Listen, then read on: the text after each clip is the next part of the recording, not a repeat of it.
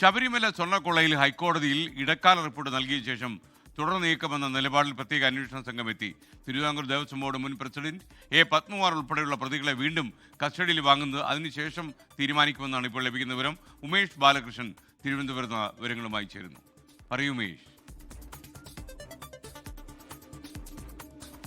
Good morning S K. ഇപ്പോൾ SITക്ക് മുന്നിലുള്ള ഏറ്റവും സുപ്രധാനമായ കടമ എന്ന് പറയുന്നത് 3-ാം തീയതി ഇടക്കാല റിപ്പോർട്ട് നൽകുക എന്നുള്ളതാണ്. അതുകൊണ്ട് തന്നെ ഇടക്കാല റിപ്പോർട്ടിങ്ങിന് വേണ്ടിയുള്ള ഡ്രാഫ്റ്റിംഗിലാണ് ഇപ്പോൾ അന്വേഷണ സംഘം പൂർണ്ണമായി ശ്രദ്ധ ചെലുത്തുന്നത്.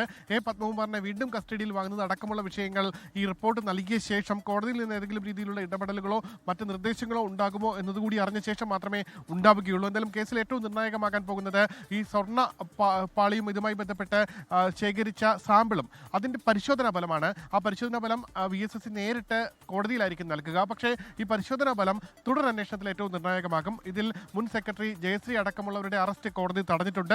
അതുമായി ബന്ധപ്പെട്ടുള്ള തുടർ നീക്കവും ഈ 3-ാം തീയതിക്ക് ശേഷം മാത്രമേ ഉണ്ടാവുകയുള്ളൂ. എന്തായാലും 3-ാം തീയതിയുള്ള അന്വേഷണ റിപ്പോർട്ട്, ഇടക്കാല റിപ്പോർട്ട് സമർപ്പിക്കുക, അതിനുവേണ്ടി കൃത്യമായി കുറ്റമറ്റ രീതിയിലുള്ള ഒരു ഇടക്കാല റിപ്പോർട്ട് സമർപ്പിക്കുക, അതിനുവേണ്ടി കൃത്യമായുള്ള ആസൂത്രണത്തോടു കൂടി ഒരു പഴുതുമില്ലാതെയുള്ള തെളിവുകൾ കൂടി സമർപ്പിക്കുക. ഇതാണ് ഇപ്പോൾ അന്വേഷണ സംഘം കൂടുതലായി ശ്രദ്ധ ചൂണ്ടുന്നത്. SKN.